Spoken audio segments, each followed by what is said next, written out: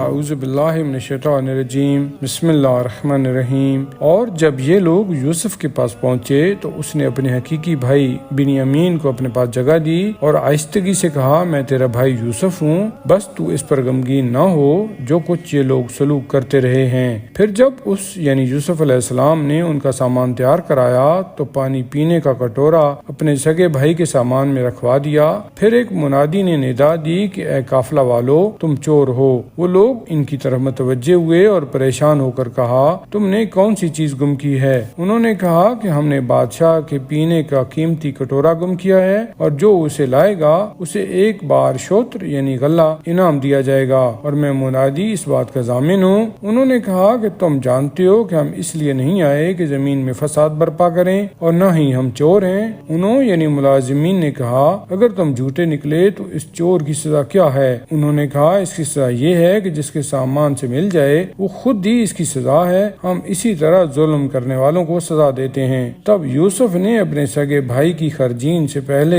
دوسروں کی خرجینوں کی تلاشی لینا شروع کی، پھر اپنے بھائی کی خرجین سے وہ گمشدہ کٹورا نکال لیا۔ ہم نے اس طرح بنیامین کو اپنے پاس رکھنے کے لیے یوسف کے لیے تدبیر کی، کیونکہ وہ مصر کے بادشاہ کے قانون میں اپنے بھائی کو نہیں لے سکتے تھے، مگر یہ کہ خدا چاہتا ہم جس کے چاہتے ہیں مرتبے بلند کر دیتے ہیں، اور ہر صاحب علم سے بڑھ کر ایک عالم ہوتا ہے۔ ان لوگوں یعنی برادران یوسف نے کہا، اگر اس نے چوری کی ہے تو اس پر کیا تعجب، اس سے پہلے اس کے ایک حقیقی بھائی نے بھی چوری کی تھی۔ یوسف نے اس بات کو اپنے دل میں پوشیدہ رکھا اور ان پر ظاہر نہیں کیا، البتہ صرف اتنا کہا، تم بہت ہی برے لوگ ہو، اور جو کچھ تم بیان کر رہے ہو اسے اللہ ہی بہتر جانتا ہے۔ انہوں نے کہا، اے عزیز مصر، اس کا ایک بہت بوڑھا باپ ہے، وہ اس کی جدائی برداشت نہیں کر سکے گا، اس لیے اس کی جگہ ہم میں سے کسی کو رکھ لیجئے، ہم آپ کو احسان کرنے والوں میں سے دیکھتے ہیں۔ یوسف نے کہا، معاذ اللہ، یعنی اللہ کی پناہ، ہم اس آدمی کے سوا جس کے پاس ہم نے اپنا مال پایا ہے کسی اور شخص کو پکڑیں، اس صورت میں تو ہم ظالم قرار پائیں گے۔ پھر جب وہ لوگ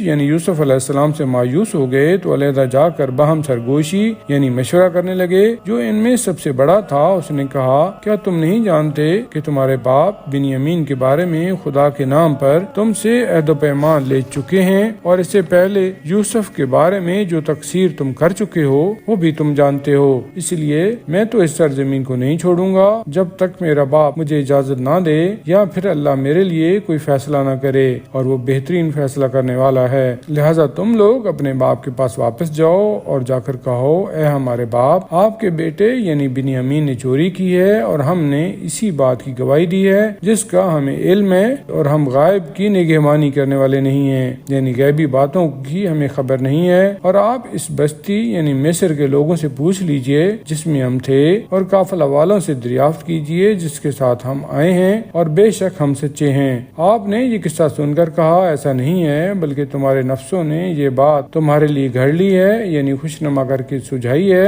تو اب میرے لیے صبر جمیل ہی اولا ہے۔ امید ہے کہ اللہ تعالیٰ سب کو میرے پاس لائے گا، بے شک وہ بڑا علم والا، بڑا حکمت والا ہے۔ یہ کہہ کر ان لوگوں کی طرف سے منہ پھیر لیا اور کہا، ہائے یوسف، اور رنج و غم کی شدت سے رو رو کر ان کی دونوں آنکھیں سفید ہو گئیں، اور وہ باوجود مصیبت زدہ ہونے کے بڑے ضبط کرنے والے اور خاموش تھے۔ ان لوگوں یعنی بیٹوں نے کہا، خدا کی قسم، معلوم ہوتا ہے کہ آپ برابر یوسف کو یاد کرتے رہیں گے یہاں تک کہ سخت بیمار ہو جائیں گے یا ہلاک ہو جائیں گے۔ آپ نے کہا کہ میں اپنے رنج و غم کی شکایت بس اللہ ہی سے کر رہا ہوں، اور میں اللہ کی طرف سے وہ کچھ جانتا ہوں جو تم نہیں جانتے۔ اے میرے بیٹو، ایک بار پھر مصر جاؤ اور یوسف اور اس کے بھائی کی تلاش کرو، اور اللہ کی رحمت سے مایوس نہ ہو، بے شک اللہ کی رحمت سے صرف کافر لوگ ہی مایوس ہوتے ہیں۔